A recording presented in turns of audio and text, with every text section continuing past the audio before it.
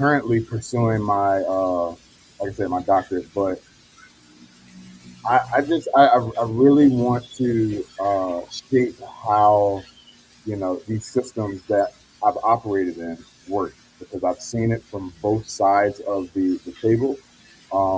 And I believe that, you know, it's really good work to be done. Um, so my goal is to, try to make these schools better. Okay. All right. Now I have a few questions for you. Are you ready? Yeah, absolutely. All right. So, what made you want to run? That's a great question. All right. So, honestly, I decided to run because I kept asking myself a simple question, and that's you know, if I know what it feels like to be in a classroom and I understand, what educators face, and I believe that I know how to improve systems very well, what excuse do I have for sitting on the sidelines? I initially started this in 2024 during the special election. Um, I the individual who was sitting in the Ward 5 seat resigned, so there was a very last minute call to get someone on the ballot. I attempted very very strongly to get on the ballot, but the window was too small, and I missed that window. So I ran as a write-in candidate, and most people know you're not going to win as a write-in candidate. But my students. I had a mantra on my wall, and it said, "Whether you think you can or whether you think you can't, you're right." And this is what I preach to my students all the time. So they kind of held me to the wall and said, well, Mr. Baskerville, if this is what you tell us, if you hold us to this standard, why would you quit? So I continued on, you know, but it gave me a lot of really great experience. It taught me the ins and outs of how this works. I connected with some really great people, and I said, all right, in 2 years, I'll do this again.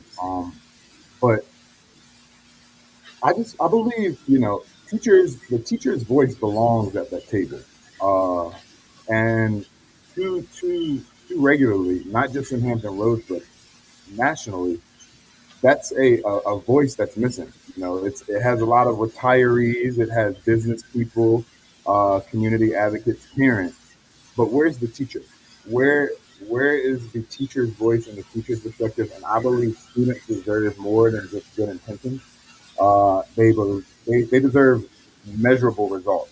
So, uh, long story short, that's what brought me here. That's why I'm still going for the finish. Because what would happen if we stopped accepting good enough and started focusing on what can be better? Okay.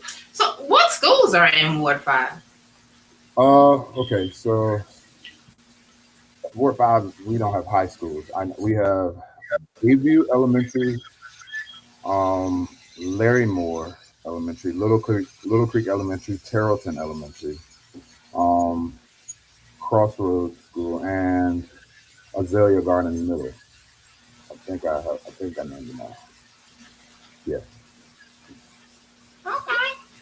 All right. Now, with all the changes in school districts going on, how can you help ensure funding is spread fairly throughout the school district? Okay. Thanks for that question because there's a very big distinction that I think you have equal and then you have equitable. All right. Um, and equity doesn't mean equal. It means meeting that school where they are and making sure that they have the resources that they need to succeed. So a school that receives um, special ed services, ELA services, um, they have economic hardships and challenges. They may require different resources than another school. And I don't think that that's unfair that the allocation of money and how money is spread. I don't think that that's unfair. I think it's responsible budgeting. I would push for one transparency and data formed uh, data formed funding formulas, if you will. Making sure that there are regular reviews of the resources and clear public explanations of where that money is going. I really want to listen directly to what principals and teachers they're saying, because the spreadsheet can tell you something about where the dollars went, but the people in the building, they tell you whether those dollars actually made a difference. So equal is about the same, but equitable is about what's needed. And I am not on the board yet, but the Norfolk Public Schools site, they define this as Norfolk Public Schools identifies equitable allocation of human, fiscal, and material resources as a strategic priority. So if it's a strategic priority to make sure that equity is a part of this conversation, that means fair funding uh, has to not be equal, but uh, it reaches all the needs of where the students where they are for the students. Okay. All right. So now the dropout rate in Norfolk has increased by 2% since 2021. Now, what are your thoughts on how to decrease that? Hmm. So, in my opinion, dropout rates are, we kind of look at that as a problem, uh, but I think that we should shift our lens and look at it as a symptom, because students, by the time a student drops out of school, you know, there were probably warning signs, which if we're analyzing our data well, those warning signs are probably very clear. You have chronic absenteeism, failing grades, disengagement, uh, behavioral issues, but that the list. So uh, I think that it would be advantageous for us to strengthen those early warning systems. You know, identify where those students are starting to show those symptoms of that they drop out that dropout usually points to. So that means we have to connect with mentors in the school, counselors, career pathways, credit recovery options, uh, so alternatives to suspensions. We have to pay attention to those things, and I think that if we invest heavily into like CTE, and allowing students to be able to clearly identify what success looks like for them. Sometimes the best way to keep them in the school is to give them a reason to believe that it's somewhere that's going to lead them somewhere. And that's usually what happens. Kids don't feel that they need this anymore. So, like I said, I really think that the way to address the dropout rate as we kind of have to look at the data and see where we can intervene before it gets to that point. Does that make sense? Okay. All right. So a while back, a school was being investigated for discrimination. Hmm. If a parent reached out to you with this concern, how would you handle it? Excuse me. Okay, that's a good question. All right, because first, I think it's important for people to know that the school board is a governing body. So that's number one. But the very first thing, and this is like what I'm building my whole campaign on ultimately, the first thing we should do is listen. I mean, like really listen. If a parent believes that their child has like experienced some discrimination, they deserve to know that that concern is being taken seriously. That's number one. So I would document it and I would share it, um, and explain that those. explain exactly what processes and what resources are available, and make sure that that concern reaches the appropriate school district officials. Okay, I particularly as it relates to civil rights, Title IX, special ed procedures, things of that nature. As a board member, however, I also have to respect the fact that there are that it's a process and it has to be handled confidentially. So I can't, I wouldn't be able to try to become, I wouldn't be an investigator or make a judgment before the facts are established. But I would absolutely make sure that the family knows where to go and that the appropriate process and what the appropriate process is moving forward. And, you know, like I said, my job wouldn't really be to pick a side before knowing the facts. It would be to make sure that the process is fair, transparent, and centered around the student. Um, so yeah, I think that that's that in a nutshell. But like I said, I want to make sure that the appropriate personnel, the communication channels, the accountability, those things are addressed appropriately and efficiently, timely. People shouldn't have to wait months to get resolutions to issues. Okay. So on your website, you state that you believe in modern, safer facilities. Hmm. Students deserve environments built for learning. What does that mean?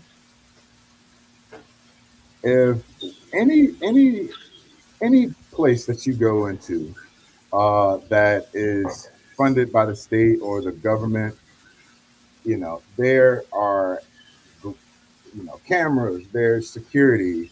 If you go in a courthouse, there's metal detectors. What have you. Schools schools should be one of the safest places that you ever go in. Period. Schools and hospitals, in my opinion, should be the two of the safest places that any person can go into. If there are safety concerns about a school, and I'm not even just referring to external issues, I'm also referring to the facility itself. You know, the roof and the AC. These are important aspects to how the the effective transfer of learning and development is going to be shaped, and that is based on that setting. If you don't feel safe in the place that you are being educated in, you're not going to be able to focus on the education. There's going to be complaints from parents. There's going to be a lot more that you're dealing with uh, than if you had safer places. For example, I we all have a house. Our house to feel safe. You know, you're not going to feel comfortable moving around in your house. You're not going to feel comfortable making that house a home if the house has safety concerns. If you know that you could possibly fall through the stairs one day just because. You understand? Am I making sense? So I think that we have to focus on the facilities management, security, and making sure that it's uh, it's an effective use of those safety protocols. Okay. Now, how about better use of resources? Every dollar tied to student success. What's Hmm. that mean? Say it again. What does that mean? What do you mean by that? Okay, every dot. I think that in 2020, when schools shut down because of COVID, I think that there were a lot of resources. There was a lot of funding that was allocated to resources that helped assist with the schools shutting down and you know going virtual. And it was supposed to help in the learning and development process of educating students when they weren't in the building.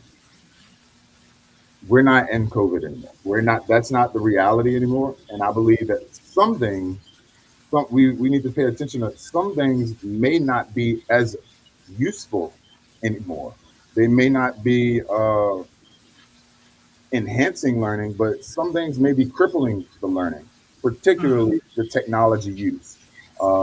I think technology is very, very important. I think it's very useful in many ways, but it should not substitute meaningful instruction.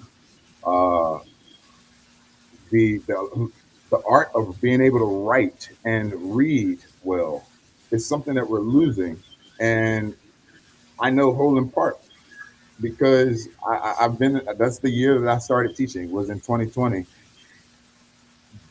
The use of technology and the uh, I guess the dismissal, not dismissal, but uh, just the lack of using a pen and paper and requiring critical thinking and things of that nature. That is something that's not as prominent as it used to be, but it's essential to your learning and development and your ability to critically think and to socialize and to make decisions.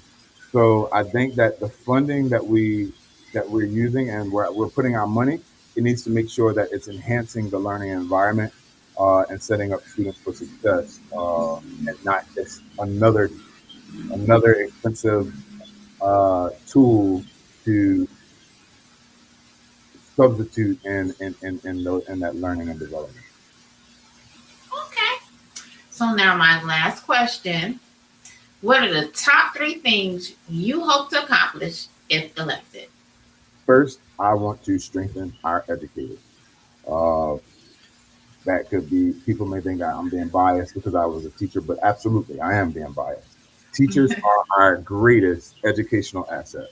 And we need to make sure that we are recruiting, supporting, developing, investing into, and retaining great teachers. Not simply to ask them to do more with less.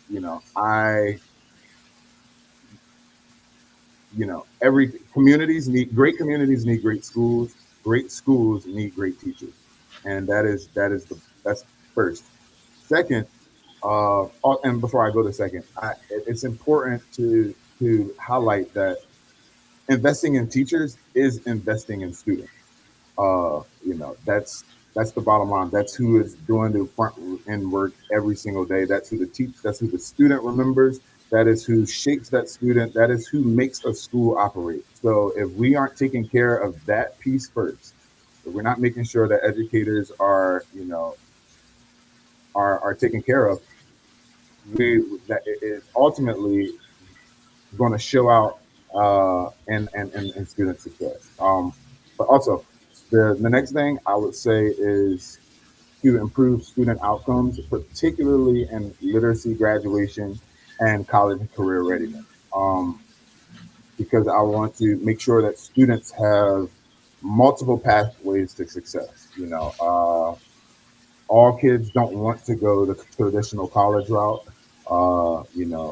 Some kids don't want to go to the military. But we live in an area where the community partners, the companies, the organizations, they're here, and they want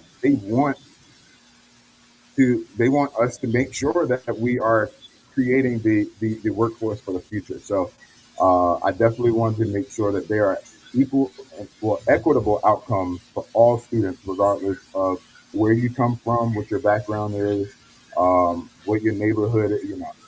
All students should have access to success. And thirdly, I want to strengthen accountability and trust, especially as it relates to board and city leadership for making our budget decisions. That needs to be transparent. Our resources, they need to be tied to measurable outcomes. Measurable meaning we should be able to see where we started, make a decision, and look back and see that it's improved. Uh, and families, they should be able to. I want them to understand that the decisions that were made and trust the education system that they are sending their children to get educated at. But to be honest, ultimately, I just want to look back in 4 years from now, and know that Norfolk schools are better. because of better decision making that has been made. My goal is to leave behind a longer list of initiatives. Isn't to leave a longer isn't it to leave a longer list of initiatives. It's to leave behind better schools and look back and clearly see that they are. And I'm hopeful. I'm optimistic and very confident that that is something that is absolutely achievable. Okay. Well, those are all the questions that I have, and I want to thank you for coming to the show and sharing your platform with us. Thank you so much for having me. All right, now, y'all have a good day. May All I, right. am I able to share Uh, really quick? Uh, my bad. I apologize. Is there no, anything no, else you would like to share with oh, no, no. us? Thank you, for anyone who's tapped in to see this. Again, my name is Jevon Bakersville. I'm running for Ward 5C on the Norfolk School Board. You can find me on social media at Baskerville, the number four NPS.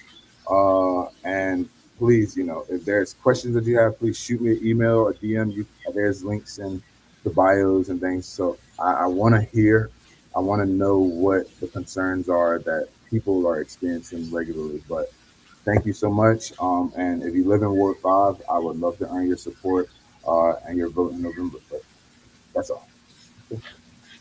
Awesome. All right, now. Y'all All right. have a good day. All right. Thank Bye. you.